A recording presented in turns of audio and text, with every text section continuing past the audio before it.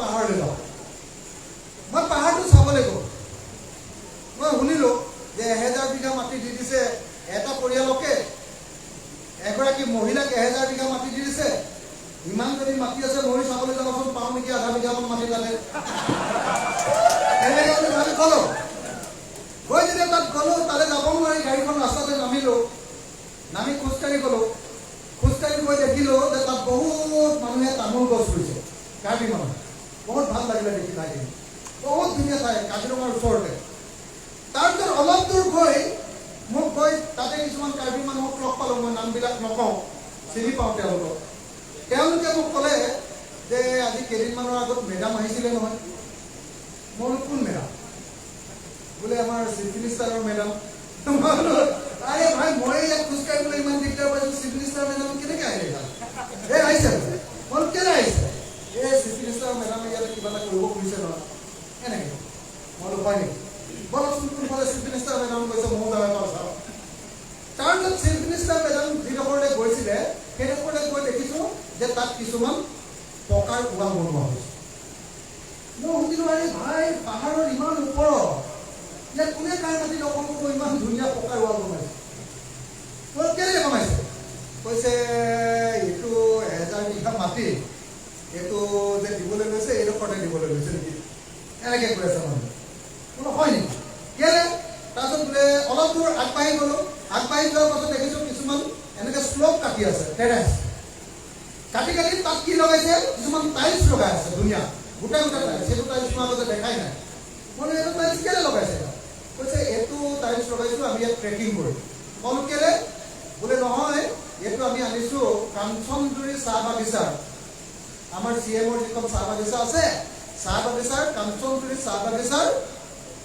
যিটো ৰিজৰ্ট বনাই আছে তাতে তলত থকা টাইলছবিলাক আমি লৈ আহিছোঁ মেডামে আমাক দিছে ইয়াতে টেৰেছ বনাই ইয়াত আমি পুৰা হেৰি বনাওঁ কি কয় আপোনাৰ এই এডভেঞ্চাৰ টুৰিজিম কৰিবৰ কাৰণে আমি ট্ৰেকিং প্লেচ বনাওঁ মইতো আছোঁ তাৰপিছত কৈছে যে মেডামে আমাক বহুত বাঁহৰ পুলি দিছে পলিথিনৰ ভৰাই ভৰাই বাঁহৰ পুলি দিছে ইয়াত এই বাঁহবিলাক লগাই দিলে ইয়াত হাতী আহিব নোৱাৰে কাৰ্বি আংলং মেডামে বাঁহৰ পুলি দিছে কাৰ্বি আংলং বিখ্যাত বাঁহৰ কাৰণে হয়নে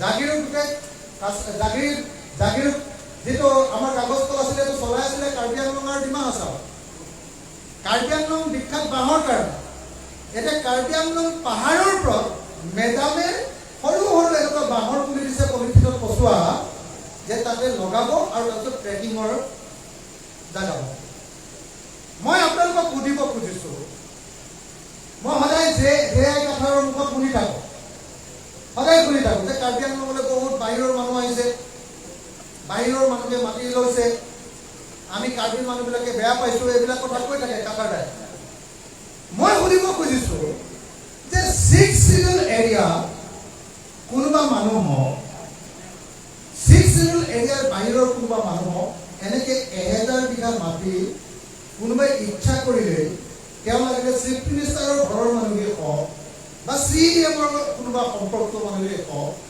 বাহিৰৰ মানুহক এনেকৈ 1000 বিঘা মাটি দিব পাৰিনে পাৰিনে নোৱাৰে পাৰিনে নোৱাৰে এইটো কাউন্সিলৰ নিয়ম হৈছেনে নাই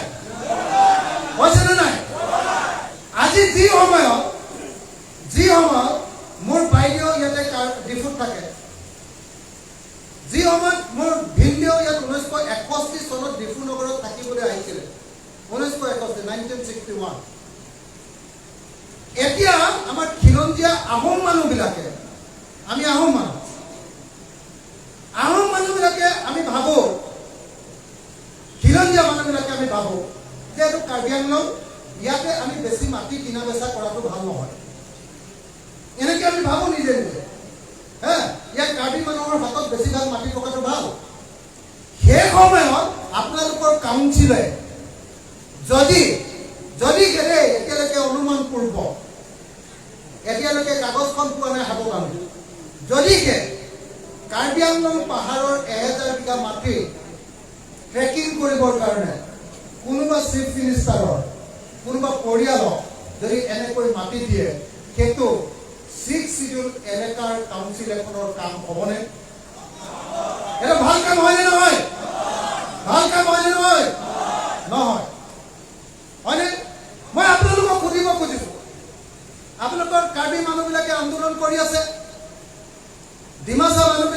আন্দোলন কৰি আছে, বড়ো মানুহবিলাকে আন্দোলন কৰি আছে যে আমাক অধিক স্বায়ত্ব শাসন লাগে। More power to Karbi people. এইটো হ'ল আপোনালোকৰ আন্দোলনৰ মূল লক্ষ্য।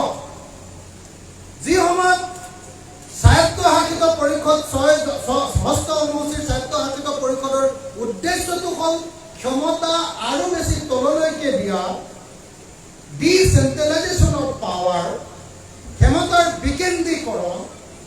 সেই সময়ত আপোনালোকৰ কাউন্সিলখনত কি চলিছে আপোনালোকে নিশ্চয় গম পাইছে।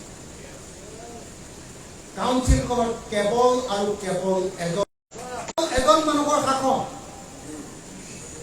আনকি মই শুনিবলৈ পাইছো যে CM-ৰ বাহিৰে বাকী যিসকল EM আছে তেওঁলোকো অসমীয়াত কয় ধান কুটাৰ মাৰি, মানে ধান যে কুটে এনেকে ধান যে কাটে যে তলত যে মাৰিডাল থৈ লৈ তাৰ ওপৰত এনেকে যে ঘাঁহ দি কাটে নাই, হে এই মাৰিডালৰ কাম নাই, সি পৰিয়ে থাকে, সি মাৰহে খাই থাকে কেৱল, বুজা নাই? তাৰ নিজৰ কোনো জীৱন নাই, সি কেৱল আনৰ মাৰ খাই থাকে। এতিয়া মই শুনিছো যে বাকীবিলাকৰ কথাটো বাদেই দিলো, ষষ্ঠ অনুসূচীৰ স্বায়ত্তশাসিত পৰিষদৰ EM এক্সিকিউটিভ মেম্বাৰ বিলাকৰ হাততো এতিয়া ৰাজনৈতিক ক্ষমতা নাই আৰু অৰ্থনৈতিক ক্ষমতা নাই।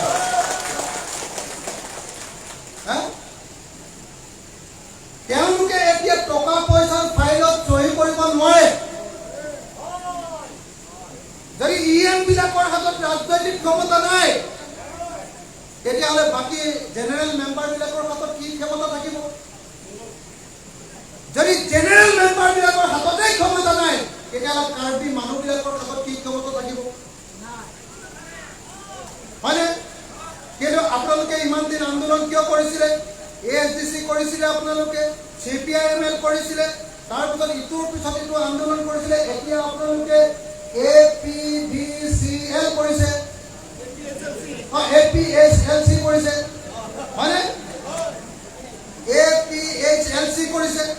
আপোনালোকে দাবী কৰিছে যে কাৰ্বি মানুহৰ হাতলৈ, কাৰ্বি আংলঙৰ হাতলৈ অধিক ক্ষমতা প্ৰদান কৰিব লাগে, এই দাবী উত্থাপন কৰিছে।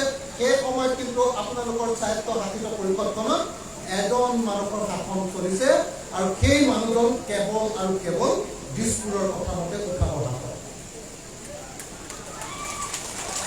হয়নে?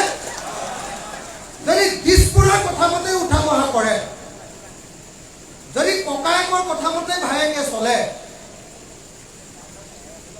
আৰু ককায়েকৰ কথা মতে কেৱল য'ত কাৰ্বি মানুহ এজন সোমাব নোৱাৰে যিটো গেষ্ট হাউচত, কেৱল ককায়েকৰ কাৰণে সেইটো সংৰক্ষিত, হয়নে? এনেকুৱা গেষ্ট হাউচ ইয়াত বুলি আছে কাৰ্বি আংলঙত তৈয়াৰ কৰা হৈছে। কাৰ্বি আংলং ক'ত? স্বায়ত্তশাসিত পৰিষদ। কেনেকুৱা স্বায়ত্তশাসিত পৰিষদ? ষষ্ঠ অনুসূচীৰ অধীনৰ স্বায়ত্তশাসিত পৰিষদ। ভাৰতৰ সংবিধানে জনজাতিসকলক দিয়া আটাইতকৈ বেছি ক্ষমতা 6 শিডিউল, আৰু কেৱল 6 শিডিউল নহয়, 6 শিডিউলৰ লগত আপোনালোকক ভাৰতৰ সংবিধানত লিখি থৈ দিয়া আছে যে যেতিয়াই দৰকাৰ পৰে কাৰ্বি আংলঙক আমি 244A দিম, আৰ্টিকল 244A দিম, অৰ্থাৎ জনজাতিসকলক আমি ইমান ক্ষমতা দিম, জনজাতিসকলে ষষ্ঠ অনুসূচীটো পাবই, তাৰ উপৰিও জনজাতিসকলে অসমৰ ভিতৰতে আৰু এখন ৰাজ্য, ষ্টেট উইদিন ষ্টেট, তেওঁলোকে ক্ষমতা বহন কৰিব। এইটো মই কোৱা কথা নহয়, এইটো ভাৰতৰ সংবিধানত লিখি থোৱা কথা। 244A য'ত ষ্টেট উইদিন ষ্টেট হ'ব পাৰে, তাত কাৰ্বি মানুহ প্ৰৱেশ কৰিব নোৱাৰা এনেকুৱা গেষ্ট হাউচ থাকিব পাৰে নেকি যিটোত অসমৰ মুখ্যমন্ত্ৰীহে কেৱল আহিব পাৰে? এটা কি বুজাইছে? তাৰমানে ষষ্ঠ অনুসূচীৰ স্বায়ত্তশাসন Tuliram ৰংৰঙে Himanta Biswa Sarma and company private লিমিটেডক লিজত দি দিব খুজিছে, হয় নে নহয় বাৰু? মই সেইকাৰণে ভাবো যে আজি যি সময়ত গোটেই দেশতে বিজেপিৰ জয় জয় ময় ময় অৱস্থা যি সময়ত আজি কাৰ্বি আংলঙত বিজেপিয়ে দপদপাই আছে সেই সময়ত এই যে হাজাৰ হাজাৰ মানুহ এনেকৈ AP SLC লৈ এনেকৈ যে আহিছে তাৰ কাৰণটো হ'ল যে বিজেপিয়ে অসমৰ ষষ্ঠ অনুসূচীৰ অধীনত থকা যি স্বায়ত্ত শাসন 6 শিডিউলৰ যিটো অটনমি এইটো সম্পূৰ্ণৰূপে খাই পেলাইছে বিজেপিয়ে খাই পেলাইছে নে নাই খাই পেলাইছে আজি যিটো সিদ্ধান্ত আপোনালোকৰ গাঁও বুঢ়াৰ লগত পঢ়ি লৈ যিটো সিদ্ধান্ত ল'ব লাগে গাঁৱৰ গোটেইবিলাক মানুহে পঢ়ি লৈ কাৰ্বি আংলঙৰ সম্পৰ্কে সেই সিদ্ধান্ত এতিয়া দিছপুৰত Himanta Biswa Sarma and company private লিমিটেডে এতিয়া সিদ্ধান্ত গ্ৰহণ কৰে আৰু সেই সিদ্ধান্ত কাৰ্যকৰী কৰে এতিয়া তুলিৰাম ৰঙা কিন্তু যিমানবিলাক কেন্দ্ৰীয় চৰকাৰৰ লগত চুক্তি কৈছে সেই আটাইবিলাক চুক্তিত তাতকৈ বহুত বেছি ডিপাৰ্টমেণ্ট দিয়াৰ কথা লিখা আছে কেতিয়াবা কোনোবা দিন তুলিৰাম ৰঙানৰ মুখত এই বাক্যটো কেতিয়াবা শুনিছেনে যদি স্বায়ত্ত শাসিত পৰিষদ এখনৰ CM হয় তেতিয়াহ'লে তেওঁ ষষ্ঠ অনুসূচীৰ পক্ষত কথা ক'ব লাগে নে তেওঁ অখায়কৰ কথামতে উদ্ভৱ কৰিব লাগে গতিকে মই ভাবোঁ যে আজি আপোনালোকে যিধৰণে ৰাজপথলৈ ওলাই আহিছে এইবাৰতো আপোনালোকে যেনে তেনে বিজেপি জিকিলে নহয় জানো এইবাৰ আপোনালোকৰ কাউন্সিলৰ ইলেকশ্যনত যেনে তেনে বিজেপি জিকিছে মইতো শুনিলো যে কিমানটা সমষ্টি 11টা সমষ্টিত 200 300 500 এনেকুৱা ভিতৰতে জিকিছে তেওঁলোক মানে ইমান টকা হাজাৰ হাজাৰ কোটি কোটি টকা খৰচ কৰি তেওঁলোকৰ সান্দৰ্ভ বালি তাৰ পাছতো তল গৈছিলে আৰু নহয় জানো হাৰিবলৈ লৈছিলে হাৰিছিলে নহয় জানো বিজেপি তো যেনে তেনে মানে যেনে হাৰিছিলে যেনে তেনে বুদ্ধিবাদা কৰিয়ে তেওঁলোক জিকিলে কেলে তাৰ কাৰণটো কি জানেনে তাৰ কাৰণটো হ'ল বিজেপিয়ে কাৰ্বি আংলঙৰ মানুহৰ কাৰ্বি আংলঙত থকা অন্যান্য জাতি আৰু জনগোষ্ঠীৰ কাৰ্বি আংলঙত থকা খিলঞ্জীয়া জনগোষ্ঠীৰ আৰু কাৰ্বি আংলঙত বসবাস কৰা মানুহবিলাকৰ যিটো চেণ্টিমেণ্ট যিটো ক্ষমতা সেই ক্ষমতা কাঢ়ি তেওঁলোকে সম্পূৰ্ণৰূপে এই ক্ষমতা দিছপুৰ আৰু দিল্লীলৈ লৈ যাব খুজিছে যিটো কাৰণত আজি কাৰ্বি আংলঙত বসবাস কৰা ইয়াৰ স্থানীয় মানুহবিলাক অসন্তুষ্ট হৈ পৰিছে গতিকে ৰাইজ মই আপোনালোকৰ ষষ্ঠ 6 শিডিউলৰ যিটো আন্দোলন সেই আন্দোলনটোক আমি ৰাইজৰ দলে পূৰ্ণ সমৰ্থন কৰোঁ মই বিধায়ীভাৱে ক'ব খোজো যে ৰাইজৰ দলে কাৰ্বি আংলঙৰ 244A আৰ্টিকলটো ভাৰতৰ সংবিধানৰ যিটো আৰ্টিকল আছে সেই আৰ্টিকলটোকো আমি সমৰ্থন কৰিবলৈ সদায় প্ৰস্তুত আছোঁ কিন্তু আপোনালোকৰ পৰা মই এটা প্ৰতিশ্ৰুতি বিচাৰোঁ যদি যেন কথাই মোক আজিৰ দিনটোত কৈ দিয়ে যে কাৰ্বি আংলঙত কাৰ্বি লোকসকলৰ লগতে ইয়াত বসবাস কৰা খিলঞ্জীয়া জাতি আৰু জনগোষ্ঠী মই শব্দটো কি কৈছো খিলঞ্জীয়া জাতি আৰু জনগোষ্ঠীবিলাকৰো নিৰাপত্তা সামাজিক নিৰাপত্তা অৰ্থনৈতিক নিৰাপত্তা ৰাজনৈতিক নিৰাপত্তা এতিয়াৰ দৰে অক্ষুণ্ণ থাকিব আমি ভাই ককাইৰ দৰে সদায় থাকিম বুলি কয় খিলঞ্জীয়া জাতি আৰু জনগোষ্ঠীবিলাকৰ লগত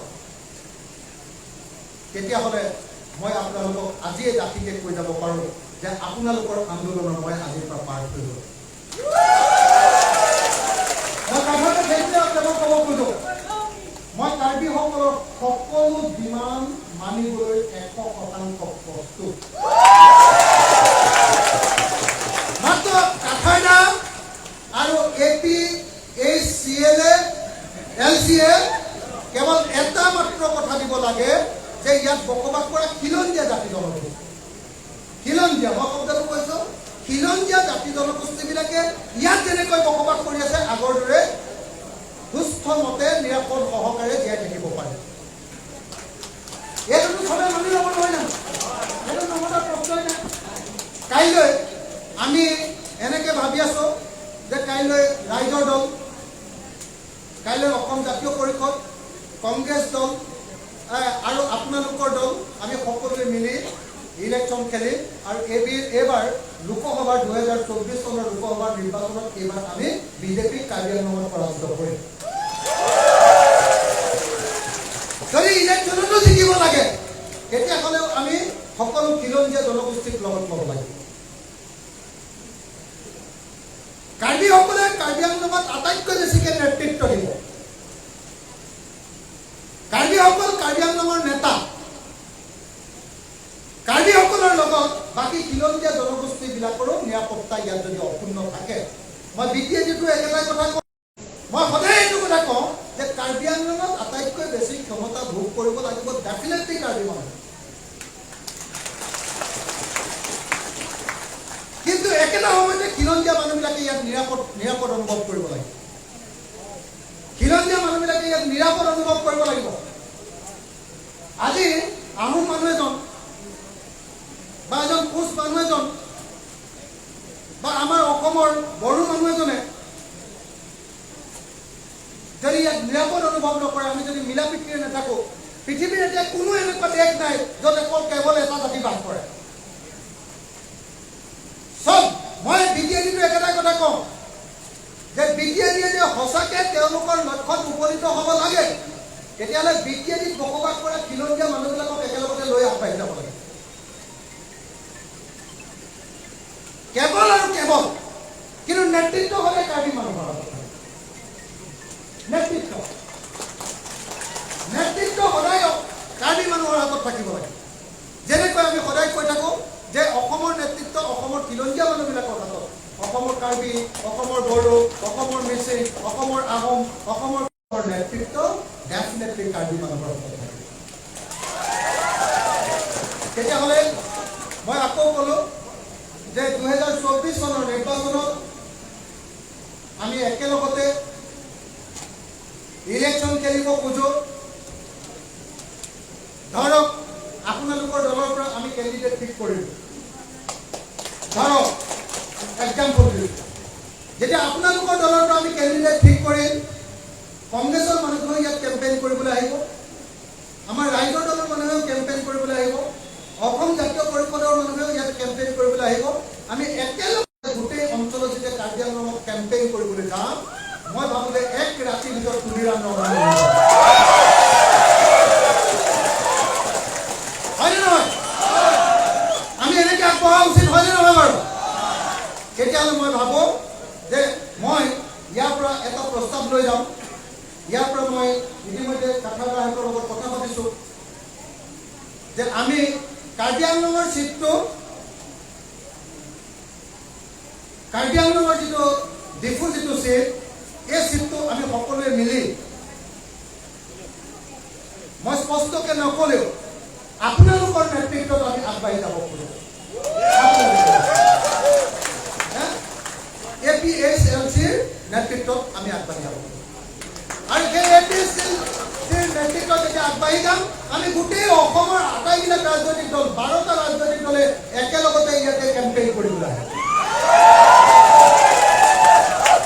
আৰু মই আশা কৰোঁ যে এইবাৰ যদি তেনেকৈ আগবাঢ়ি যাম, তেতিয়াহ'লে জিকিব পাৰিম নে নোৱাৰিম? পাৰিম নে নোৱাৰিম? ধুনীয়াকৈ উৰাব পাৰিম নে নোৱাৰিম? পাৰিম। বিজেপিক আমি উৰাব পাৰিম নে নোৱাৰিম? পাৰিম।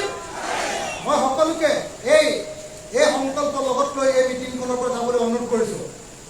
মই কাৰ্বি ভাষাত ক'ব পৰা হ'লে ভাল আছিলে, ভাষাটো নোৱাৰোঁ, গতিকে অসমীয়াতে কৈছোঁ। বুজিছেতো চবেই নহয় জানো? বুজিছে? মই আপোনালোকক এই সংকল্প, এইটো ওথ লৈ যাবলৈ, এইটো শপত লৈ যাবলৈ অনুৰোধ কৰিছোঁ যে 2024ত আমি ধৰ্মীয় মৌলবাদীৰ দল বিজেপিক পৰাভূত কৰিম। 2024ত আমাৰ দেশৰ গোটেই সম্পত্তিবিলাক বিক্ৰী কৰি দিয়া, আমাৰ ৰেল, আমাৰ এয়াৰপৰ্ট সকলোবিলাক বিক্ৰী কৰি দিয়া। এটা গেছ চিলিণ্ডাৰৰ দাম 414 টকা আছিলে, ভাইৰ বেহেনুৱে পাই 1152 টকা কৰি দিলে গেছ চিলিণ্ডাৰ, হয়নে নহয়? 414 টকাৰ গেছ চিলিণ্ডাৰ যদি 1152 টকা কৰে, 1200 টকায়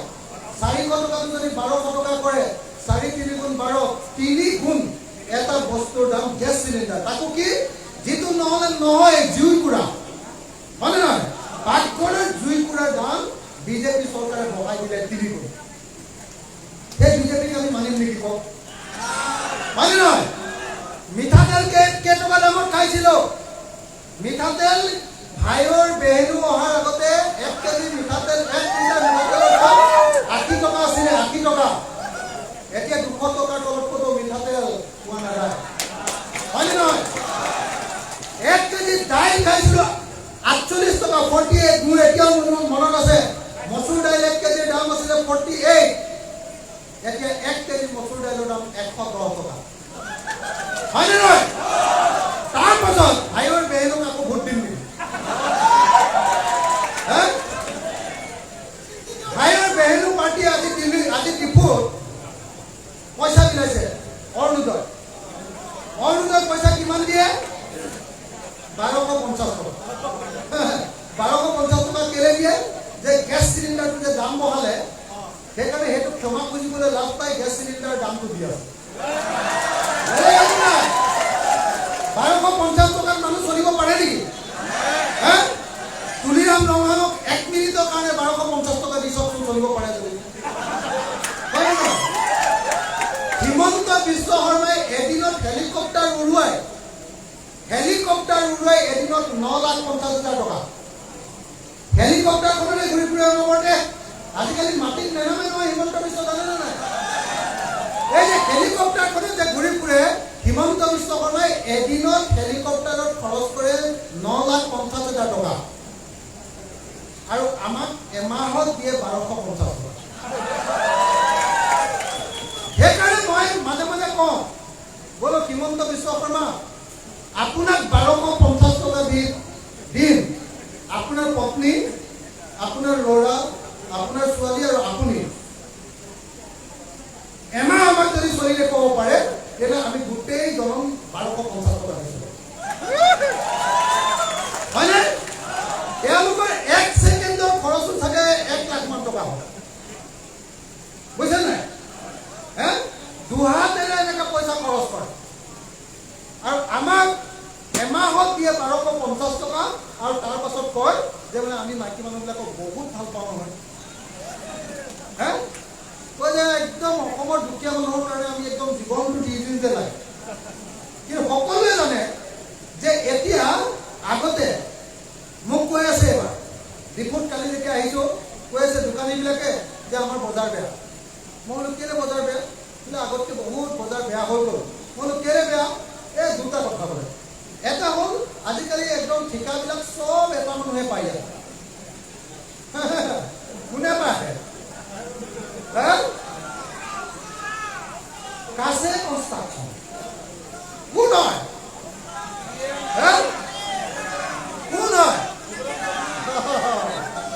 আৰু এটা কনষ্ট্ৰাকশ্যন ইংলং এণ্টাৰপ্ৰাইজ ইংলং এইটো কাৰ অকল এটা পৰিয়ালে যদি চব কাম কৰে ঠিকাও লয় চব কাম অকল যদি এটা পৰিয়ালে কৰে বাকীবিলাক মানুহে নেখাই মৰিব লাগিব তাৰমানে আৰু বাকীবিলাকে যিটো খাবলৈ নাপাব গতিকে নহয় মৰি নাযাবি তহঁতে জীয়াই থাকিব লাগিব তেতিয়াহে আমাৰ বজাৰখন চলিব বুলি 1250 টকা কৰো হয়নে এইটোৱেই কথা এইটোৱে নহয় জানো গতিকে মই শুনিলোঁ কালি বজাৰতে আহি গম পাইছোঁ কালি বজাৰত কৈ আছে যে ইয়াত আলুৰ চিণ্ডিকেট চলে ইয়াত পিঁয়াজৰ চিণ্ডিকেট চলে ইয়াত কণীৰ চিণ্ডিকেট চলে ইয়াত মাছৰ চিণ্ডিকেট চলে এটা পৰিয়ালে বোলে গোটেই চিণ্ডিকেটবিলাক চলায়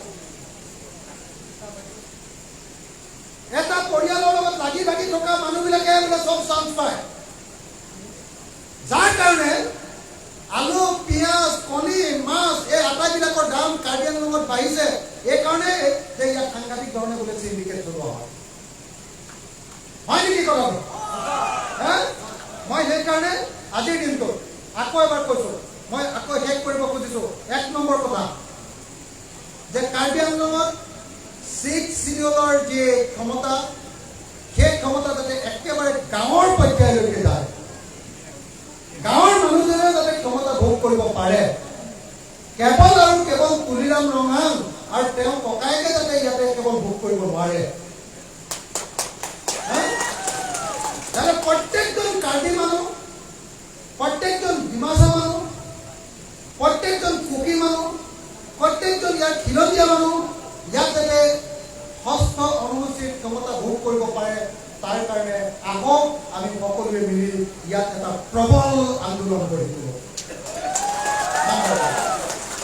আৰু যদি সঁচাকৈ এইটো কৰিব লাগে তেতিয়াহ'লে প্ৰথম আৰু প্ৰধান কামটো হ'ল নিৰ্বাচনত, কাউন্সিলৰ নিৰ্বাচনত Tuliram Ronghang and his company তেওঁ যেনে তেনে প্ৰকাৰে আমি এইবাৰ নিৰ্বাচনত পৰাভূত কৰিব লাগিব।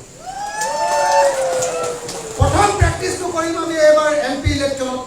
এমপি ইলেকশ্যনত এইবাৰ আমি হৰুৱাবলৈ চেষ্টা কৰিম, আমি আটাইবিলাক দলে লগ লাগি চেষ্টা কৰিম, আৰু তাৰ পাছত বিধানসভাৰ নিৰ্বাচনত চেষ্টা কৰিম, আৰু তাৰ পাছত কাউন্সিলৰ নিৰ্বাচনত আমি কিহত বিশ্বাস কৰে? বিজেপি দলে অটনমিক বিশ্বাস নকৰে, বিজেপি দলে কনচেন্ট্ৰেশ্যনৰ ওপৰত, কেন্দ্ৰীভূতকৰণৰ ওপৰত বিশ্বাস কৰে। বহুতে ভাবে যে ভাৰতৰ সংবিধানৰ 370 অনুচ্ছেদটো কাশ্মীৰৰ পৰা কেলে নাইকিয়া কৰি দিলে। বহুতে ভাবে যে তাত মুছলমান আছে কাৰণে তাৰ পৰা আঁতৰাই দিছে 370 অনুচ্ছেদ। নহয়, কাশ্মীৰৰ 370 অনুচ্ছেদটো কেলে উঠাই দিছে? কাৰণ বিজেপি আৰু RSS বিশ্বাস কৰে যে ক্ষমতা কেতিয়াও বিকেন্দ্ৰীকৃত হ'ব নোৱাৰে, ক্ষমতা এটা ঠাইত থাকিব লাগে। তেওঁলোকে ভাবে কেৱল দিল্লী আৰু দিল্লীতে ক্ষমতা থাকিব লাগিব। এক দেশ এক ভাষা। আৰে ভাই, এক দেশ এক ভাষা মানে কি? তেওঁলোকৰ মতে এক দেশ ভাৰত এক ভাষা, তাৰমানে হিন্দীয়ে চলিব পাৰে। তেতিয়াহ'লে অসমীয়া নচলিব, তেতিয়াহ'লে কাৰ্বি নচলিব, কাৰ্বি ডিমাচা নচলিব। হা, কিমান ভাষা আছে আমাৰ দেশখনত? বিজেপিৰ মতে এক দেশ এক ভাষা, বিজেপিৰ মতে এক দেশ এক ধৰ্ম, তেওঁলোকৰ মতে ভাৰতত কেৱল হিন্দু ধৰ্ম চলিব পাৰে। হা, আমাৰ কাৰ্বি মানুহবিলাকে যিটো ধৰ্ম, গাঁৱত যিটো ধৰ্ম, আচলতে পাহাৰত যিটো ধৰ্ম তেওঁলোকে যিটো ধৰ্মত বিশ্বাস কৰে, সেইটোতো আচলতে এওঁলোকৰ নিয়ম মতে থকা হিন্দু ধৰ্মটো নহয়, হয় নে নহয়? কাৰ্বিবিলাকৰ নিজৰ ধৰ্ম আছেনে নাই? বিজেপিৰ মতে নিজৰ ধৰ্ম থাকিব নোৱাৰিব, নিজৰ ভাষা থাকিব নোৱাৰিব। বিজেপিয়ে অকল এক দেশ এক ভাষা এক ধৰ্ম এক জাতি, এক শাসন ব্যৱস্থা এইটো বিশ্বাস কৰে, আৰু সেইকাৰণে তেওঁলোকে ক্ষমতাত তললৈ নমোৱাটো নিবিচাৰে। আৰু সেইকাৰণে তেওঁলোকে বিচাৰে যদি কাৰোবাৰ হাতত ক্ষমতা আছে, ডিপুৰ হাতত ক্ষমতা আছে, ডিপুত যাৰ হাতত ক্ষমতা আছে, দিল্লী আৰু দিছপুৰৰ পুতলা, দিল্লী আৰু দিছপুৰে তুলিৰাম ৰংহাঙক কিনি পেলালে। তুলিৰাম ৰংহাঙ আৰু এতিয়া কাৰ্বি মানুহ হৈ থকা নাই। তুলিৰাম ৰংহাঙ এতিয়া সম্পূৰ্ণৰূপে দিল্লীৱালা হৈ গৈছে। তুলিৰাম ৰংহাঙ এতিয়া সম্পূৰ্ণৰূপে গুৱাহাটীৱালা হৈ গৈছে। তেওঁ এতিয়া কাৰ্বি মানুহৰ কাৰণে চিন্তা নকৰে। তেওঁৰ সপোনটো হ'ল দিছপুৰে তেওঁক ভাল পাই থাকিব লাগিব, তেওঁৰ সপোনটো হ'ল দিল্লীয়ে তেওঁক ভাল পাই থাকিব লাগিব, আৰু দিল্লীয়ে ভাল পাই থাকিলে তেওঁৰ পৰিয়ালটোৱে কাৰ্বি আংলঙত লুটি থাকিব পাৰে। কথাটো বুজি পাইছেনে? গতিকে যদি কোনোবাই ভাবিছে যে তুলিৰাম ৰংহাঙৰ পৰা কাৰ্বি আংলঙৰ বহুত উপকাৰ হ'ব, কাৰ্বি আংলঙৰ উন্নয়ন হ'ব, কাৰ্বি মানুহৰ হাতলৈ বেছিকৈ ক্ষমতা আহিব, কাৰ্বি মানুহে বেছিকৈ অটনমি পাব, তেতিয়াহ'লে এইটো মূৰ্খৰ স্বৰ্গত বাস কৰা বুলি কয়। এইটো নহ'ব, এইটো নহ'ব। তুলিৰামক খেলুৱৈৰ জৰিয়তে, তুলিৰামক ফটোৱাৰ জৰিয়তে সম্পূৰ্ণৰূপে সকলো দুৰ্নীতিৰ ওপৰত বিচাৰ কৰি তুলিৰাম ৰংহাঙহঁতক জেলত ভৰোৱাৰ জৰিয়তে সকলো ৰাজ্যকে, সকলো কাৰ্বি ৰাজ্যকে ঐক্যবদ্ধ হৈ থাকিবৰ কাৰণে অনুৰোধ জনাইছোঁ। কাৰ্বি আংলঙৰ এই আন্দোলনৰ লগত, কাৰ্বি ৰাজ্যৰ এই আন্দোলনৰ লগত আমি ৰাইজৰ দল আৰু কৃষক মুক্তি সংগ্ৰাম সমিতি 100% আছোঁ। শেষলৈকে আমি ৰাইজৰ দল আৰু কৃষক মুক্তি সংগ্ৰাম সমিতি থাকিম। কেৱল আৰু কেৱল এটাই আপোনালোকৰ প্ৰতি আমাৰ অনুৰোধ যে আপোনালোকে কাৰ্বি আংলঙত থকা খিলঞ্জীয়া জাতি আৰু জনগোষ্ঠীবিলাকক সদায় ভাল ব্যৱহাৰ কৰিব। ঐক্যবদ্ধভাৱে আমি আগবাঢ়ি যাব লাগিব। আমি ঐক্যবদ্ধ হৈহে ক্ষমতা দখল কৰিব পাৰিম। নহ'লে কেৱল যদি আমি ঐক্যবদ্ধ নহওঁ, গোটেই জাতি জনগোষ্ঠীবিলাক একলগে যদি ক'ব নোৱাৰো আমি চিঞৰি থাকিব পাৰিম ক্ষমতা কিন্তু তেতিয়া সদায় তুলিৰাম ৰঙাহঁতৰ হাততে লাগিব হা কালি মই যিমানবিলাক অসমীয়া ভাষী মানুহৰ লগত কথা পাতিছো চবে কৈছে যে এইবাৰ বিজেপিক বেয়া পাইছে কিন্তু ভোট দিম কাম মই সুধি আছে ভোট দিম কাম মই কৈছো যে ভোট দিবলৈ মানুহ আমি উলিয়াই আছো আমি কথা পাতি আছো মই সেইকাৰণে কাইলৈ মিটিঙলৈ আহিছো মই এনেকৈ কৈছো তেতিয়া কৈছে যে আমাক সঁচাকৈ ভোট দিয়া মানুহ লাগে কিন্তু ভোট আমি দিবলৈ ক'লে আমাকো তেওঁলোকে সন্মান কৰিব লাগে কথা সেইটোৱে বেলেগ একো নাই আমি পৰস্পৰক সন্মান কৰিব লাগিব প্ৰত্যেকটো জাতি জনগোষ্ঠীয়ে এইটো সন্মান কৰিব লাগিব আৰু যদি সন্মান নকৰোঁ যদি আমি উগ্ৰ জাতীয়তাবাদী হৈ যাওঁ অকল আমি নিজৰ জাতিটোৰ কথা কেৱল চিন্তা কৰোঁ তেতিয়া কিন্তু ক্ষমতা তুলিৰাম ৰঙাহঁতৰ হাততে সদায় থাকিব সেইকাৰণে মই সকলোকে ঐক্যবদ্ধ হৈ লগ লাগি আমি যাতে ক্ষমতা দখল কৰিব পাৰোঁ আৰু তুলিৰাম ৰঙাহঁতৰ শান্তক হোৱা বালি যাতে আমি মাৰি যাব পাৰোঁ এই আশা কৰি মই মোৰ বক্তব্য সামৰি মাৰিব খুজিছোঁ আকৌ এবাৰ কৈছোঁ আপোনালোকৰ ষষ্ঠ অনুসূচীৰ স্বাৰ্থ শাসনৰ পূৰ্ণ ক্ষমতা ডিফুৰ হাতলৈ আহিব লাগে আৰু যেতিয়ালৈকে ডিফুৰ হাতলৈ নাহিব আপোনালোকৰ সংগ্ৰামৰ প্ৰতি আমাৰ পূৰ্ণ সমৰ্থন থাকিব আৰু ক্ষমতা কেৱল ডিফুত কনচেনট্ৰেট কৰি এজন মানুহে ভোগ কৰিলে নহ'ব ক্ষমতা প্ৰত্যেকটো পাহাৰলৈ পঠিয়াই দিব লাগিব প্ৰত্যেকজন কাৰ্বি মানুহ আৰু কাৰ্বি আংলঙত বসবাস কৰা খিলঞ্জীয়া মানুহে ইয়াৰ ক্ষমতা ভোগ কৰিবলৈ পাব হয়নে আৰু 2 নম্বৰ মই আকৌ এবাৰ কৈ গৈছোঁ মোৰ কোনো লোভ ডাক নাই মই ভয় নকৰোঁ কাৰোলৈ যিটো সঁচা বুলি ভাবোঁ মই সদায় কৈ যাওঁ মই আকৌ এবাৰ কৈ গৈছোঁ ভাৰতৰ সংবিধানে আপোনালোকক দিয়া আৰ্টিকল 244A স্বায়ত্তশাসিত ৰাজ্য অসমৰ ভিতৰতে এখন স্বায়ত্তশাসিত ৰাজ্য এই বস্তুটোৰ প্ৰতিও আমাৰ পূৰ্ণ সমৰ্থন আছে যদিহে আপোনালোকে কাৰ্বি আংলঙৰ সকলো জাতি আৰু জনগোষ্ঠীৰ লগত সম্পূৰ্ণ সহায় কৰে সন্মান কৰে মই এইখিনি কথা কৈয়ে মই আকৌ এবাৰ আশা প্ৰকাশ কৰিছোঁ যে এইবাৰ কাৰ্বি আংলঙৰ লোকসভা নিৰ্বাচনৰ 2024 বিজেপিক পৰাভূত কৰিব পাৰিমনে নোৱাৰিম ভালকৈ কৈছোঁ পাৰিমনে বিজেপি ঘূৰাব পাৰিমনে বিজেপি ঘূৰাব পাৰিম কাৰ্বি আংলঙত পাৰিম ধন্যবাদ এইখিনি কথা ক'ব পৰা নাই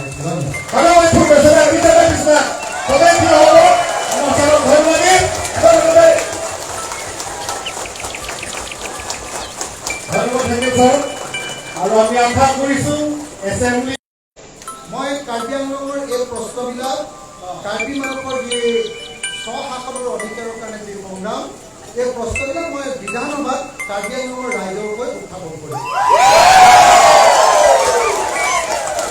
ধন্যবাদ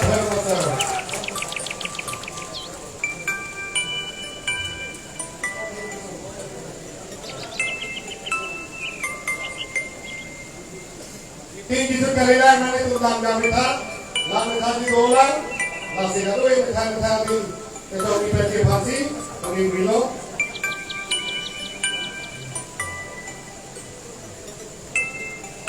Itu program nila.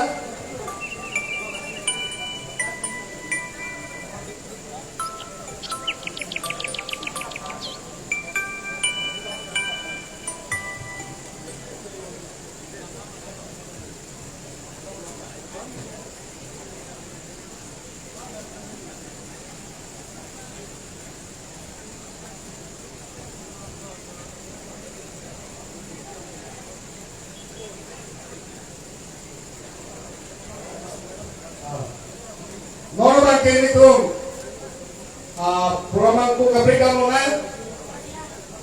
Ija mi next item ko jam. Itu sama di masa komprodar pula. Git double mixer se, hekarne moi. Tekan hokol ini homoi disu. Tekan hokol ya tahi bay. Sponsor lagi bukan mau lulus lalu. Itu program itu kalilah masih lama ke itu di masa akhir nasami lunji bu, masalah itu fancy, mau rapor people lo. Amar di masa hamba git gabo bisa saya, ketika menurun kursi tekan kalau kita yang mau salah itu karena orang dorong, baiklah. Di masa lalu narju senang itu, di masa nggak ini, kalau kita ini berpo, dengan itu joki po, program tidur kalian, lapar, labarson nunggu murahun, dan diri dia baik dan isi donation box do lasi yudo tu alam itu nami itu batu napate boxi akhirnya lah itu dan diri dia amai itu isi kecil pon lah itu zenon high court lo kami gila re-election laban soal dia bukan kami itu advocate kami cikilo lapen itu fees kami pilih lo belan lapen ako ini tuh makinan di asal dolan lapen ini tuh ako may sabi mo apor sekay si ini sabi nang itu cipidun po pusirang ito pan pasinyo lasi mata yulo to nang itu bangpen ramen mo lamakso